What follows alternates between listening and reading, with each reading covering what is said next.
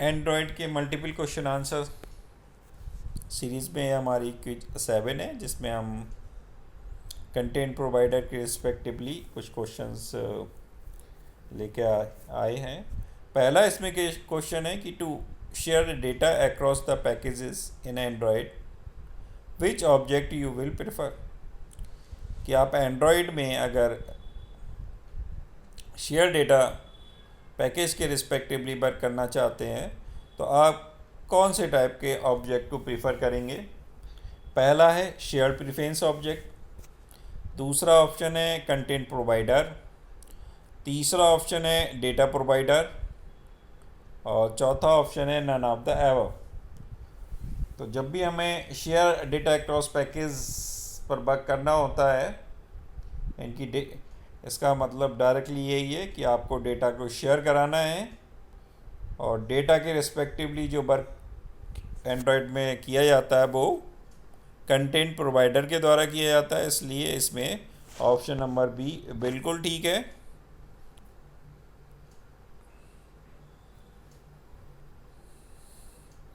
Next second question है to query a content provider you specify the query string in the form of URI. The format of query URI is follow. ये query का format दे रखा है हमें, content provider ने specify कर रखी है कि स्ट्रिंग के रिस्पेक्टिवली क्वेरी जो उसका URI फॉर्मेट है वो है standard underscore prefix colon $authority/datapath/id। तो उसके रिस्पेक्टिवली क्वेश्चन बनता है what you will write in place of standard prefix. आप कौन सी चीज़ स्टैंडर्ड प्रीफिक्स की जगह लिख सकते हैं। इस यहाँ पर हमने 4 ऑप्शंस दिए गए हैं। पहला है कंटेंट, दूसरा है ऑब्जेक्ट, तीसरा कंटेंट प्रोवाइडर और चौथा ऑप्शन है नन ऑफ द एबव। तो स्टैंडर्ड प्रीफिक्स की जगह आप कंटेंट को लिख सकते हैं। तो यहाँ पर जो है ऑप्शन नंबर ए बिल्कुल ठीक है। क्या आप ऑप्शन नंबर ए को सेलेक्ट कर सकते हैं यहाँ पर।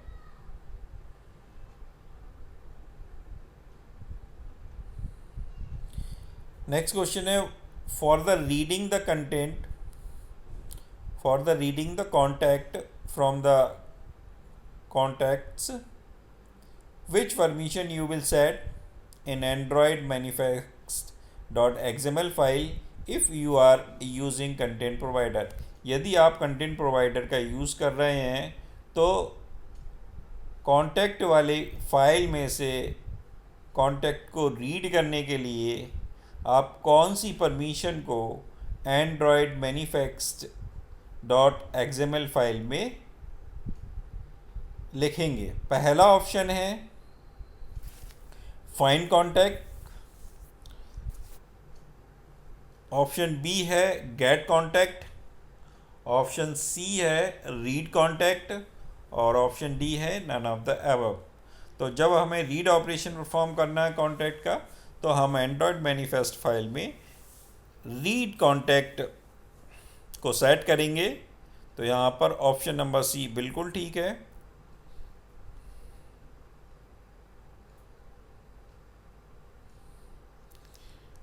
कि सिंपल कर्सर, नेक्स्ट क्वेश्चन है simple cursor adapter object map a cursor to which view define your XML file. कि सिंपल कर्सर एडेप्टर ऑब्जेक्ट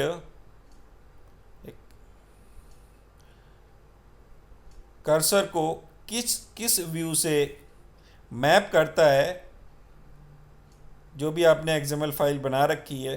पहला ऑप्शन है वो टेक्स्ट व्यू को मैप करता है, दूसरा ऑप्शन है इमेज व्यू को, तीसरा ऑप्शन है both A B options are correct और चौथा ऑप्शन है नन ऑफ द एबव। तो सिंपल कर्सर एडेप्टर ऑब्जेक्ट जो है वो कर्सर को टेक्स्ट व्यू से भी मैप कराता है और बी इमेज व्यू से भी मैप कराते हैं, यानी कि ए और बी दोनों ठीक है। तो अगर हम यहाँ देखें तो हमारा ऑप्शन नंबर सी यहाँ पर करेक्ट है। तो हम यहाँ पे सेलेक्ट करेंगे ऑप्शन नंबर सी को।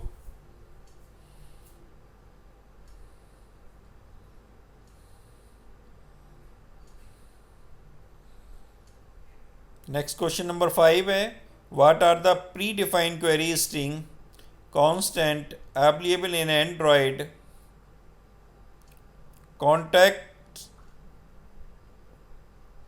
Contact content underscore URI।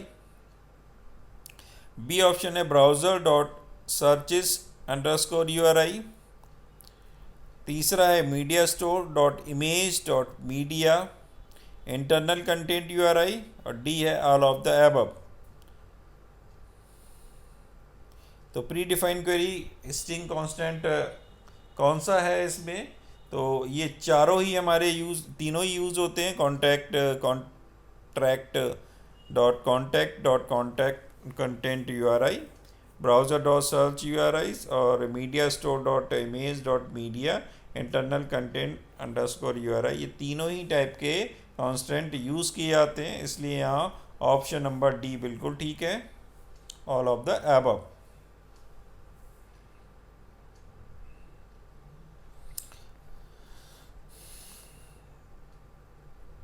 Question number 6 है, आपको करेक्ट ऑप्शन जो भी स्टेटमेंट दे रखे हैं उसके रिस्पेक्टिवली सेलेक्ट करना है।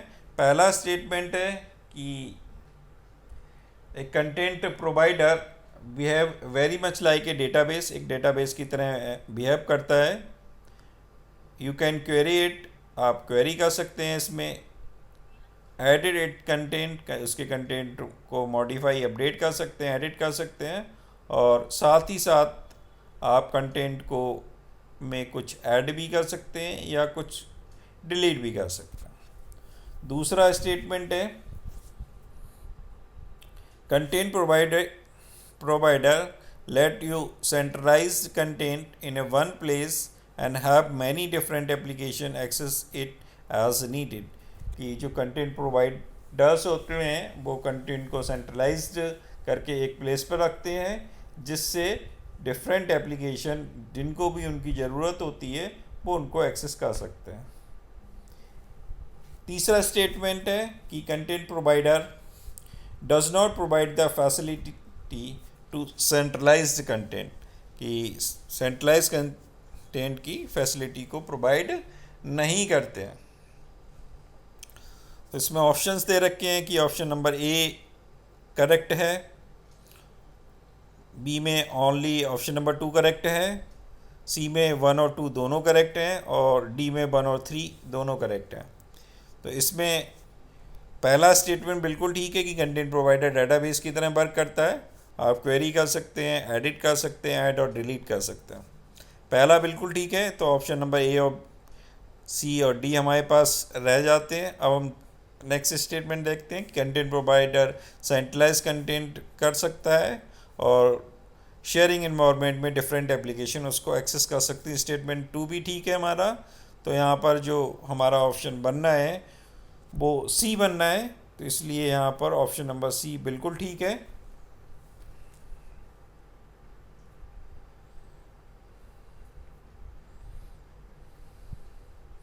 नेक्स्ट है for creating your own content provider which class you will inherit, कौन सी क्लास को आप इनहेरिट कराओगे अगर आप अपना कंटेंट प्रोवाइडर बनाना चाहते हैं। उस टाइम में पहला है कंटेंट, दूसरा है कंटेंट प्रोवाइडर, तीसरा है ऑब्जेक्ट और चौथा है नन ऑफ द एबव। तो इसका जो सही आंसर है वो बी है कंटेंट प्रोवाइडर।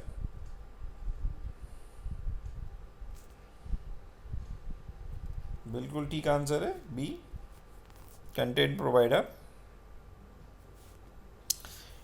एंड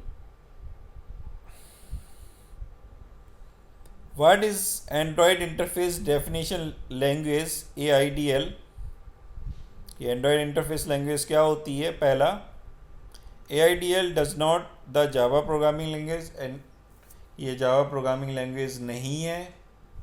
दूसरा, it does not define the programming interface, ये प्रोग्रामिंग इंटरफेस को डिफाइन नहीं करती है। तीसरा ऑप्शन है कि ये it define the programming interface for both the client and service, कि ये क्लाइंट और सर्विस दोनों के लिए प्रोग्रामिंग इंटरफेस प्रोवाइड करती हैं, जिसके ऊपर पर आप एग्री होते हैं और कम्युनिकेट कर सकते हो by using inter process communication. और लास्ट ऑप्शन है D, none of the above.